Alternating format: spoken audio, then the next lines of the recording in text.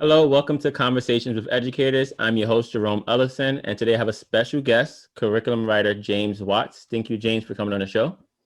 Thank you for having me. I really appreciate being here. I've been checking out all the clips that you've been posting on LinkedIn, and I was like, I want to be a part of this. Nice, Very cool. nice. Happy to have you on. Thanks for coming on. I appreciate it. Oh, So I like to start with a quick game. This game is called Start, Bench, or Cut. So it's like a team, right? okay. So I'll give you three options. The first thing that's like your first choice, you'll start it. The thing that's your second choice, you'll bench it, and the one of the three or your third choice, you'll cut it. Gotta So cut it's it. All called right. start, bench, and cut. So Okay. here are the three options: remote learning, in-person learning, or blended with some remote and some in-person. Which one would you start, bench, or cut, and why? I'm going to. This might be the unconventional answer. I'm going to start blended learning. Mm. I'm going to bench in-person learning, and I'm going to cut 100% online learning, like 100% virtual. We gotta cut that for sure. All right. Can you give us more? Like, what's your reasoning behind your top choice? Why are you starting a blended? I'm starting blended because I believe, all right, so our job as educators is to prepare students for the future, right? Mm-hmm. I believe the way the world is going in terms of the workplace, obviously barring some professions that have to be done in person, I think we're moving to more of a hybrid world. Mm-hmm. I think the pandemic showed us that a lot of things can be done from home. And I think, just for the sake of efficiency, Mm-hmm. um, in terms of having, we talked about, before we were recording the Mm-hmm. call, just having time to do all these things. So I think, to prepare them for that world, um, why not kind of show them what it's gonna be from the jump? Yeah. That's what I think, at least. That's my prediction Yeah. for moving forward. I like that. I completely agree. I think we often talk about college and career readiness, but that's a piece that's there, right? Careers and jobs are changing forever for the Yes, because companies are realizing that they can be more people get more work done at home, and it's more cost effective. You don't have to pay for office space, absolutely. So if they're going to be asked when they become adults to actually have a blended work environment where you're working some days from home and some days from in the office, why not, like you said, start now in schools, prepare them for that transition in the future. Yeah, and a lot of how the school day is structured. I mean, if we just do the history on it, we say, it's a model that comes out of the Industrial Mm-hmm. Revolution. It's Mm-hmm. antiquated, and if the world's going to change, and I know this, Mm-hmm. with education, it always feels like we're a step or two behind in terms of keeping up with modernity or whatever. Mm-hmm. But I think it would be a step in the right direction, and just kind of keep us on beat and on rhythm with what, on pace with what's going on with the rest of the world. So I agree That that's 100%. that's my starter right there. Surreal. So right. So here's some reflective questions. So the first question I want to ask is, why did you become an educator? What got you into the field of education? Well, I'm gonna start off by saying this. I know you introduced me as a curriculum writer, and Mm-hmm. I have that kind of at the top of my profile right Mm-hmm. now because I'm doing content writing for an ed Nice. tech company. Nice. But I'm still in the trenches, Still on the still in the ground? Still on classroom. the ground. I love it. You know what I'm saying? Yeah, Mm-hmm. like that's my little side gig, Mm-hmm. but I primarily, I'm a classroom teacher. Mm-hmm. Um, my story wasn't as intentional as a lot of people in terms of me going after something. Mm. It was more of an organic and natural kind of becoming. I started working with kids. It's funny, going back to high school. My Mm-hmm. high school girlfriend was a counselor for an after school program, and I was looking for a job. So she Mm-hmm. says, I think you'd really like this. I think you'd be good for it. Had no formal experience working with kids aside from being a big brother and a big Mm-hmm. cousin and Mm-hmm. babysitting everybody, when they Mm-hmm. come over to the house or whatever. But I applied and got this counseling position at 17. And so really enjoyed it. Really, it was a lot of fun. It was great working I'm actually from Maplewood, New Jersey, which Mm-hmm. is Essex County, like right outside of Newark. Okay. Like I live in Okay. Hudson County now. So if you Mm-hmm. know, like Jersey City, literally Yeah. I'm 7, 8 miles from Manhattan, Yeah. from where I live now. But Yeah. I grew up a little farther west in Jersey. But yeah, our recreation department ran this program. Great, had a really good time working with the kids, worked with great people. Moved on to college and undergrad. Again, same deal. It's like, oh man, I gotta find a job. A lot of these on-campus jobs are only paying $7-8 an hour. That's cool, but I want to see if I can get something more, because that's just me. I hear this program, Upward Bound. Went to school at Rutgers in New Brunswick. They had this program that they kind of interfaced with New Brunswick schools, Piscataway, and Amboy, which are all districts close by around the Rutgers, New Brunswick campus. They have kind of like a residential summer program, and then throughout the year they do tutoring for juniors and seniors, and it was $17 an hour. I said, bet, that's the job that I'm going to go for. And then did that for 2 years. Then I graduate, looking for jobs. My mom's like, why don't you go sub? I said, okay. She's like, you like working with kids? I wasn't even thinking like teaching as a full-time profession. And then it just kind of went from there. Went from being like a sub to being a para for a couple of years, and then getting my teaching certification and going from a public system to a charter system, back to a public system. So I say, like, I didn't go searching for it as much as it found me. I like that. Yeah. It was like real organic, natural, kind of like it kept popping up as a thing to do. And I just went with it. I went with, because it felt good. It felt right. I'm gonna ask you a follow-up question based on, you said you had experience of going from public to charter back to public. What was that experience like? What do you think is the main difference between the two, or why did you decide to come back to the public schools? Well, I started public because I was working in the district that I graduated from, in my town, like right after undergrad.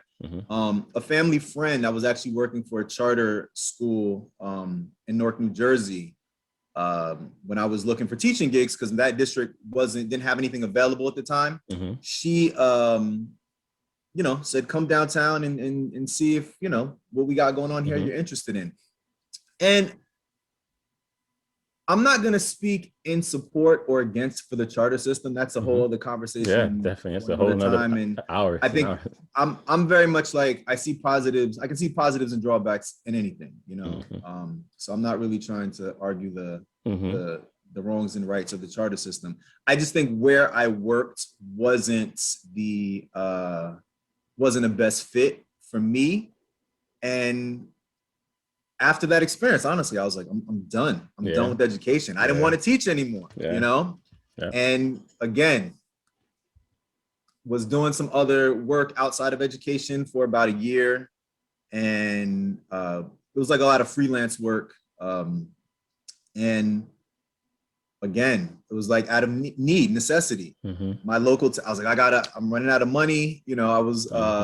I was just kind of living off of savings and then doing these gigs. I'm like, I don't know how sustainable this is. I've been doing it for, well, actually it was more than a year.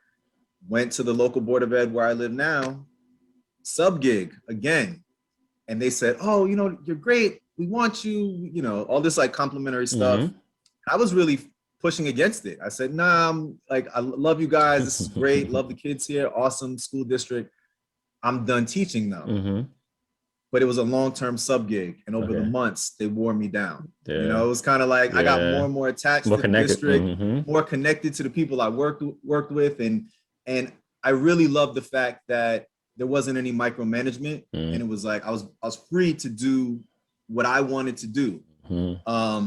And that was a huge turn on for me. I said, yeah, like if this is what it's going to be like working here, maybe I don't give this up right now, and I stuck with it. And here we are 8 years later from subbing there just as a temporary thing to now. Yeah, it's like, that's my full-time gig. That's so real. It's like, as educators, we want to have that free reign to be creative and, to have ideas and be able to implement it without being micromanaged, and sometimes some schools or some school districts often want everyone to do the same thing, teach the same way, do the same thing. And that becomes robotic, and it takes the joy sometimes away from teaching. So I think as leaders and as educators, it's important for us to push for that autonomy so we can actually be creative and be trusted to be professionals and to add to the school systems, I think absolutely.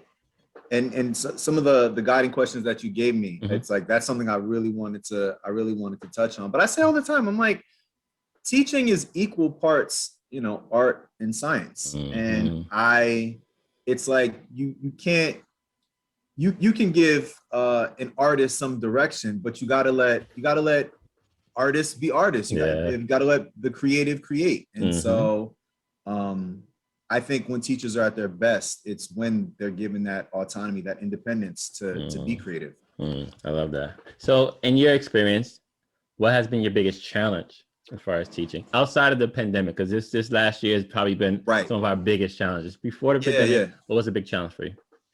I don't know if there's been like a singular challenge. I think there's been kind of like these broader, like I couldn't pinpoint an event. I think there's been these broader kind of background challenges, things that are administrative, things that are systemic. And I think a lot of us, a lot of us deal with that. I've had challenging moments, like I said, micromanagement, working in the charter system, sometimes feeling like there's conflicting belief systems or value systems or goals between myself and let me not just say myself, but the teachers in a given district and the admin or the board of ed, bureaucracy, just things that I think any educator could relate to being a challenge. I will say this though, I think the biggest ongoing challenge, I say this all the time, and actually I'm sure just as you have, aside from people that you've had on as guests, the pandemic just had us having so many conversations with colleagues. And the kind of the symbolic thing that I came up with, I said education is a triangle. I said 3 sides, 3 angles, 3 points, however you want to label it. I said in order for it to work, you need all 3 sides of the triangle kind of working together. We have a side, schools and teachers, we share responsibility of one side. You've got the students on one side, and you've got the parents on one side. I say all the time, I say, for success, we got to at least have 2 of those things working. You know what I'm saying? I think one of the biggest ongoing challenges is when the triangle is missing the side. We have really great families and motivated students that maybe are not enrolled in the best school systems. We have kids that want to do well. And in that case, don't get me wrong, it can work. We have kids that want to do well and they go to good schools, but maybe the parents aren't as involved as they need to be. That can still work. But it's when you're missing 2 of those sides, that's when things, I think, really, there's some friction, and it makes it difficult to help students be successful. So that's been the biggest ongoing challenge. Just that kind of stuff. Like I said, the missing two sides of the triangle, and also, and this is I did want to touch on this, things that have become culturally acceptable in the profession that I think are really toxic. That whole triangle thing, that whole triangle analogy, I think when the 2 sides are missing, whatever 2 sides they are, whether it's an administration not doing their part, parents not doing their part, kids not doing their part, it always feels like it gets pushed back to us, and that's unfair. And it's because I think a lot of people that come into this profession, they're here because of their heart. You know what I'm saying? Like they're trained professionals, they're skilled at whatever their content area is or in pedagogy, but they're here because of heart. And I think because we are those kind of people, we take on more than is fair, and we don't do the best job of enforcing boundaries, our own personal or professional boundaries. And so I think that is an ongoing challenge that I've dealt with, and that I've seen a lot of my colleagues deal with as well. That's so true. That's so true. And as educators, I think this pandemic really showed that it's important for us to, put ourselves first. Sometimes we always put the students first, and we'll sacrifice, give our arm to do something extra for the child and the family. But if we don't take care of ourselves, we don't focus on self-care of educators, then we won't be in a place to educate, or we won't be in a good place to actually serve the kids that we want to serve, or serve the communities that we want to serve, because we're not good. So our mental health, our social emotional well-being has to Yeah. be prioritized in order for us to even show up in our best selves in the best way we can. You can't give if you don't have anything to give. Nope. So you can't give from a place of being empty. So that's really important. I agree. Very true. What has been your proudest moment? What's something when you think about in your experience that puts a smile on your face every time you think about it? Um, Again, I don't know if I have a singular proudest moment. I think it's more it's like a collective pride in just the kind of career that I've had. I will say probably the thing that I take a lot of pride in is the relationships that I've been able to build, whether that's in ongoing relationships, whether that's relationships with former students and their families, relationships with colleagues, um, those bonds that I've been able to forge, especially and I'm sure you've had this experience too, you run into kids after the fact, years after the fact, and they say things to you, oh, Watts, remember when you that one day you said, and I'm like, no, not at all. Like this little thing I said in passing, then, becomes something that stuck with them. Things like that have been, I think that type of stuff is what I'm most proud of. I'm like, wow, like and not just in terms of the academic stuff, more the personal, interpersonal side of things, that I feel like, wow, I said something to this person that they, as a young person that now as an adult is become part of their code that they live by. That I feel like I had a part in their personal development. I think that is what's I'm most proud of. And just I think I'm proud of myself that I'm a person that I've been able to kind of hold on to who I am in terms of my own personal identity in the workplace, and regardless where I am, because I've worked in a diversity of different districts, urban districts, very very suburban districts, and in between, and through it all, it's like I feel like I keep showing up as myself. And that it's tough. It's tough. There's always pressures to conform and to sometimes be someone else. But I think that's something I'm really proud of too. That's so real. That's so true. And especially as male educators, there's not a lot of us in this system, but it's important for us to come and show up as ourselves for all students, but specifically for our boys in the system who have a hard time showing up as who they are, and often gets judged or get, over disciplined or gets, left behind for being who they are, because a lot of times those personality traits or those characteristics are not as valued as they should be in the system. So I think as educators, as leaders in the building, as men, who the few men in the buildings are in the system, we show up as ourselves, it opens up the door to allow our kids to, and our boys especially, to be themselves as well. So that's another great point. That is so real, because I think right now, just kind of in where we are in the timeline, I think it's gotten increasingly difficult.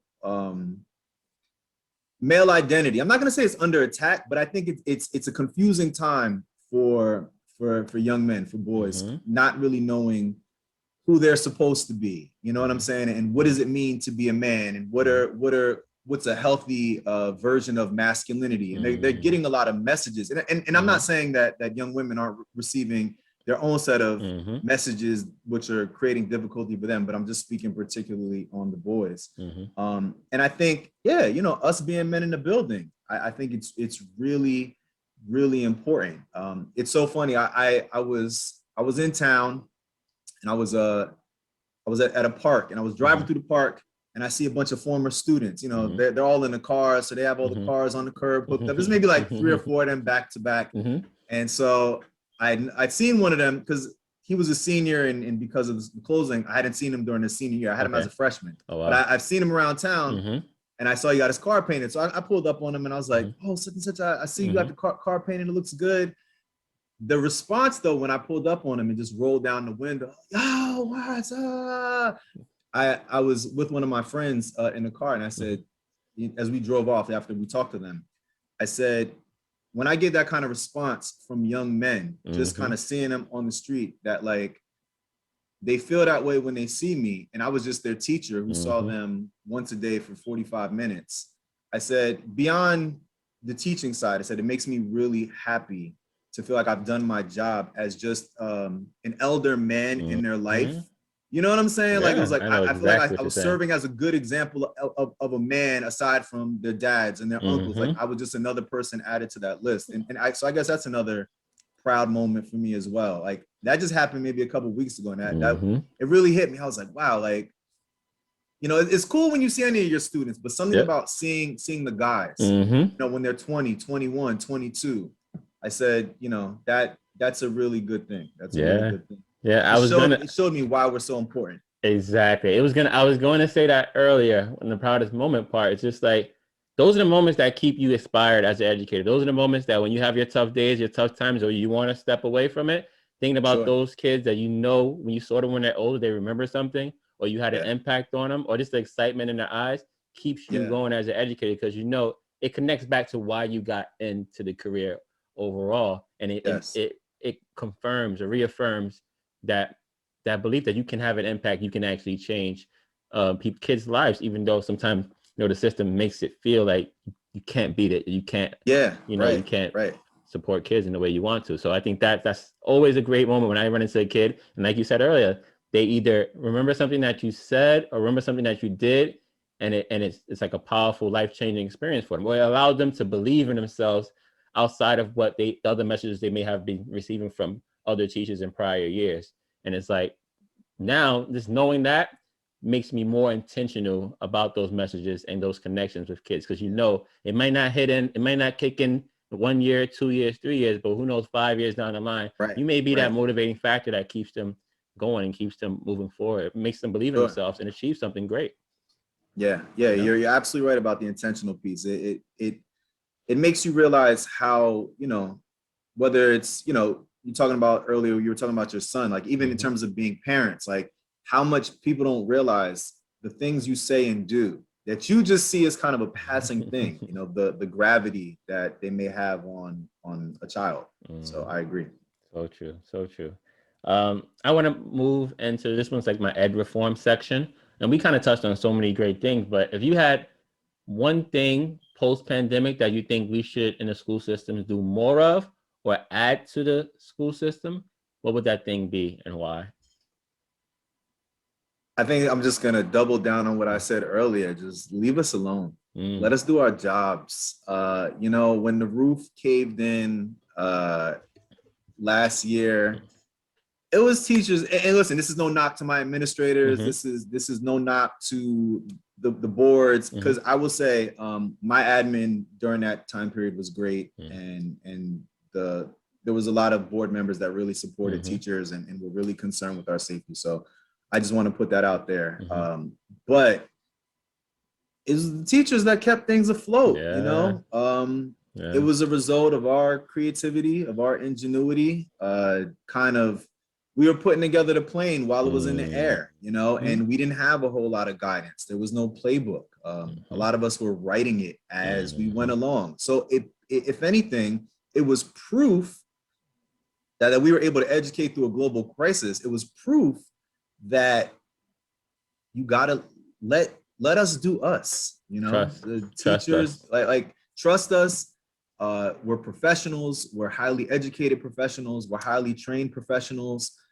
Let go and let us be who we need to be, because, you know, and listen, I'm not going to sit up here and act like there's no such thing as a bad teacher, but the majority of us are always going to act in the best interest of our students, you know, both on a SEL interpersonal level and on an academic level. So just like, you know, I'm real informal with it. I'm like, let us cook, you know, just let us be who we need to be, and don't. And I get it. Listen, there's certain things we have to accomplish to satisfy the needs of the community, the city, the state, you know, all those bureaucratic levels, things that parents want to see that may be at odds with what we've got going on in the classroom. But aside from those, you know, kind of general background things, let us do, you know, we're the experts. We're the experts at this. And we're the kind of the first line of defense. We're the front line when it comes to this business, so to speak. So that I want to see that happen. I feel like we proved ourselves in 2020. You know, 2020 we showed up, and so it's like, okay, people working from home, we still got it done. That should show, you know, the powers that be who they have working for them. Yeah. And, you know, like you said, and they should trust us as a result. So true. So true. All right, this is the last segment. This one is called Choose Your Teachers Wisely. So I want you to pick one educator. It could be anywhere from elementary school all the way to college. One educator, teacher you had who made a positive impact on your life, and give them a shout out and explain why if you can. Can I only give one? One. That's the hard part. Oh, only one. Okay, so I'm gonna go with the first one. Because 3 came to mind, but I'm gonna give a shout out, especially because I think it touches on what we were talking about earlier. I'm gonna give a shout out to Mr. Conklin, my 4th grade teacher at Clinton Elementary School in Maplewood, New Jersey. Nice. I'm gonna give a shout out to Mr. Conklin because he was my first male teacher. And I think what I love so much about his class made me feel, and I feel like I was always the kind of kid that was like, I was born an old man, you know, like I just was one of those kids that, you know, the people always say, you know, you're one of the old soul kids. Yeah. Like, you know, I was one of those. And I feel like being in his class made me feel like a grown-up. I'm like really dating myself, but when I was in 4th grade, that was when the war in Iraq and Kuwait was going on. And like we talked about like this like really heavy social issue in 4th grade. We're like 9 years old. But you could just feel like that this man respected us and our thoughts and our ideas. And we were talking about this very grown-up topic. I really appreciated that. And then I think I appreciated the fact that, listen, we're all the women teachers were very nurturing and motherly. I kind of liked the whole, he felt like he was an older man, even when, so I'm sure by now he had passed away. But like he felt like a grandpa, you know, and he was loving, but at the same time was stern, and he was someone that you wanted to impress. You know, he kind of instilled that thing to want to show off and to be good in his class. And I remember, I think that was I'm shouting him out because I think that was the first time in my academic career that I felt like that. So, nice. So now I didn't think about that until I became a teacher myself, and it made me think back to him. And I was like, wow, that's, you know, I can almost see some of him in the way I teach my own classes. Wow, look at that! Look at that! Yeah, That's the impact you can have as an educator. Crazy. You can inspire future educators that they want to take a part of you and bring it to their own career and add that to their own personality or dynamic in the classroom. That's great. What's his name again? Mr. Conklin. Mr. Conklin. I don't know. I never knew his first name. Okay. I don't think I ever knew his first name.